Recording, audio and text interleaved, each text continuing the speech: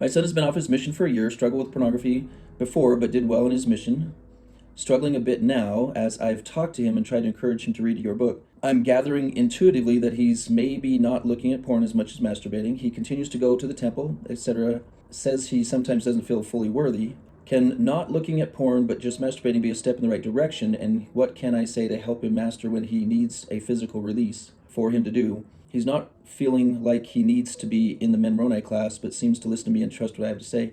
He also has a cute girlfriend and says he does better when he has a girlfriend.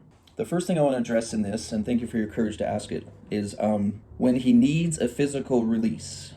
Okay, this is a popular thing in medical science. The definition of need is not real. There's no such thing as a need for physical release. There is a spontaneous experience that is less controllable by far when you're 13, 14, or 15, and you're like, what the heck just happened there? There's still no evidence that says you're going to be biologically compromised if you don't have what they might call a release. Okay, there's no brain damage that occurs, there's no biological damage that occurs. You gotta be really careful with the concept of need, because if a man is convinced that he does need it, then he's not going to participate very much in the process of maintaining control. My article, Men Do Not Need Sex, gets a lot of reactions, because they're like, of course we need it. No, you don't. There's no man yet who's burst into flames or had epileptic seizures when not having release or having sexual experiences by himself or with another person. So first thing I would do is try to not include in any sentence need. I want to celebrate your ambition that he will listen to you. If I could explain to you how to do brain surgery in a few conversations, I'd be happy to do so. And I'm sad that people make it look like it's something that just requires a few conversations. It is a complicated process. And the reason most people declare that it's not possible is because most people aren't willing to do the work it takes to learn how it's done. And it's not hard. I've got teenagers all over the place that can win these battles and do so for extended periods of time, years and years and years. Unless we just want to assume that they're all lying. But we have lots of reason to believe that they're not lying, and it can be controlled. But it's controlled on a microchemical level where you're monitoring your brain chemistry in its earliest stages, even before it becomes sexual. He's not feeling like he needs to be in Mentorship. I want to retranslate that. What is almost always the case is he's not feeling like he would be comfortable sitting in a meeting talking with other men about something we actually never talk about, which is the details of our misbehaviors. The satanic method of isolation, the satanic attack that says you don't want to be in the presence of other warriors because it's going to be uncomfortable, is an inaccurate prediction of what the experience is actually going to be like. There's no way we would have gotten 2,000 young men on missions and had, 5,000, 10,000 men and young men go through the program if it was an embarrassing and uncomfortable experience for them, because they would just stop coming, which is what happens with most of the systems that are created, because they're flaw-focused and what's wrong with you focused, and once an addict, always an addict focused, instead of once a threat to Satan, always a threat to Satan. And we approach it as warriors in a round table, and we create a space where they feel like warriors in a round table, instead of feeling like I have a problem that needs to be fixed. We train them to think of it in terms of you are a threat to Satan, he is using your weak spot Achilles' heels to attack you, and we're going to train you how to win. The way I would handle a situation like this, it's challenging when they already have an assumption of what it's going to be like. In most cases, if you're an anxious mother and you have a pretty good boy, what you say to them is, listen, this stuff is over my head. I don't know how to do dental work. I don't know how to do brain surgery. I can't replace your kidneys, and I don't know how to do sexual self-mastery concepts. Would you please do your mother a favor to help me decrease my anxiety and meet with a specialist just to see if anything needs to be done? Very rarely does a young man want to go to the dentist, to the doctor, or to someone like us. Okay, don't ask if they want to. Say, I'm experiencing motherly anxiety about this. Would you do me a favor? Then what we do during the biggest thing that they need to experience is that it's a human who's actually going to be training him.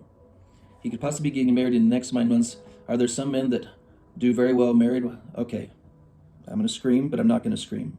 The idea that a 20-something-year-old human female can replace the chemical experiences of pornography and masturbation is a horrible burden to put on a 22-year-old girl. Because this is what drives women nuts. I have one woman who's torturing her husband because she's trying to find the answer. Well, do you like taller women or shorter women or curvier women or more slender women or younger women or older women or da-da-da-da? And his only answer is yes. If you want the truth, the animal brain wants diversity. Long hair, short hair, dark hair, blonde hair, blue eyes, brown eyes, dark skin, light skin, If you notice, they don't have one picture. Pornography users don't have one picture they turn to because that's their favorite. They don't even have one individual pornography professional, whatever you want to call them, that they go to each time as if there's something special there in their favorite. No. Next, next, next, next, next, next, next. How is a 22-year-old girl supposed to compete with next? And sadly, some of the girls are hoping they can. If they think that the sexual experience is the solution, that's not the solution. Okay, there's no amount of sex. Because having a physically intimate experience with a wife is extremely different than having a pornographic experience. One does not replace the other. Physical intimacy is not the same as sexual stimulation.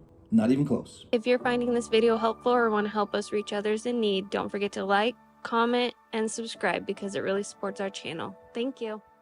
So I've had some people challenge me when I use the term sex chemistry or deviant sex chemistry.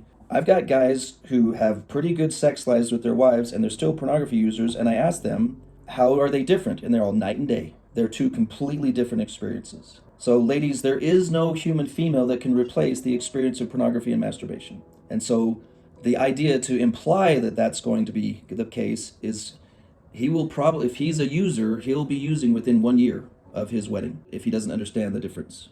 Now, sadly, here in America, we spend more money on ambulances at the bottom of the cliff than we do on guardrails at the top of the cliff. Most of the people that come see me will only come after devastation. They won't come when it's just kind of scary. Because you as an adult woman have more fear or concern than he's going to have. I mean, we're built to be overconfident. I got this, it's not a problem. I'll be fine. I was surprised, my own issues. I'm coming home from a very enjoyable honeymoon, and I see a woman who's tall and slender. My wife's shorter and more curvy, and it's like, I wonder what it'd be like, and I'm all, really? You just got done with like the ultimate honeymoon for 5 days, and you're considering something with another person? And I'm all, and I didn't understand satanic attacks at the time. I didn't know what they were, and I'm all, where the frick is that? What? I have no interest in anyone other than my wife, but it still pops in the head. I didn't ask for it. That's why it's an intrusion. That's why an external temptation. I didn't do that to myself. A young man who's not trained might think, I did do it to myself. Or I've had other guys say, maybe I married the wrong woman because she's not adequately satisfying. And she's all, adequately satisfying? What more do you want? I was swinging from the chandeliers for this last 5 days. What do you want from me? And now she can never catch up. Okay, now she's in competition with fake. So a cute girlfriend can become uncute really fast when she's scared and worried and nervous and clenching her teeth all the time because she never knows if she's going to be rejected again. So the solution is, thank you for wanting to be the solution, mothers, but this is out of your league. And just say, son, please just do me a favor. Meet with one of these specialists one time for 30 minutes. And if I'm making a big deal out of nothing, yeah, because I can get inside of his head in 30 minutes and find out what's going on in there and see if he's going to be fine. If he's just like having a few of what we call hiccups, which means most of the time his brain is working right, most of the time things are going fine, he's just got a few more loose ends to tighten down, by all means, let's do it.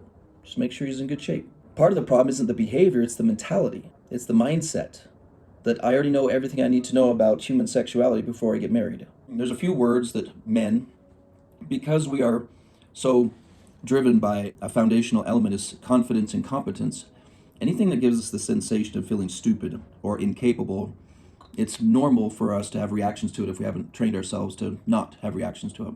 Anytime it's mentioned or suggested that a guy needs counseling or therapy, all he hears in his head is you're broken and incompetent and incapable. Using terminology like the way you would approach a young man who's been playing well in his football and you're thinking about maybe he has a chance to become a skilled college player. And so I go to him and I say, you know what? You've done pretty well compared to what I can tell. I want you to know I'm willing to pay for an advanced coach so you can be Olympic level instead of just high school level.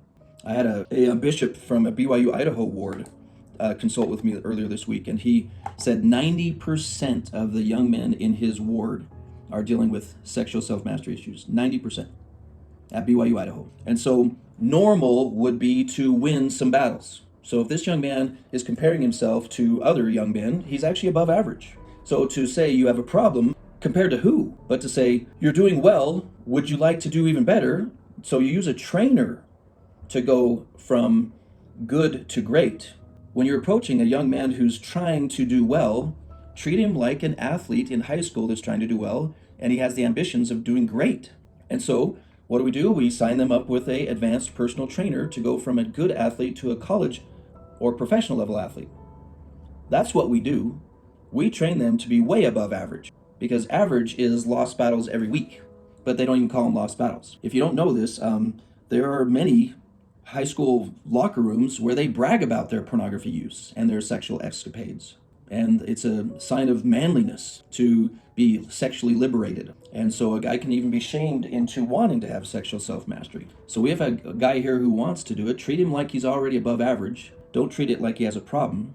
But another thing you can do is talk as a woman, not a mother, and say, as a woman, if a young man, if my husband entered the marriage with some unfortunate sexual expectations due to distorted media, it would be really hard for me to feel confident as a new bride, because I wouldn't know what I was up against. I wouldn't know what the competition is. It's not very fun to be a girl who tries her best to be in good shape and all pretty for the wedding, and he has 25 pornographic images running through his head to compare her against, and she can't win. And some of these girls, I'm trying not to like compete with my peers, but if she's competing with something in the guy's head and she doesn't even know it, and then the satanic attack on the guy is, well, she didn't satisfy you enough. All of your cravings weren't met that you've waited all these years for. Because if he's trying to meet the cravings that are stimulated by Satan, there's no way to meet him. It's kind of like, we just had Halloween. When I finally learned how to approach making love, the way you approach a very healthy, well-prepared meal and what it's supposed to feel like when you eat a well-prepared, healthy meal compared to a bag of candy, pornography is a bag of candy. Making love to a wife is a gourmet meal. So if you're going for candy and you eat a gourmet meal, no matter how good you cook the broccoli, you're not going to like it because it doesn't taste like candy. So that's where the challenge is, but most young men don't even know to think about it that way. They think that marital sex is going to taste like candy. And no, the girl can't. It's the things men put you women through. I want to cry some more and scream. Okay.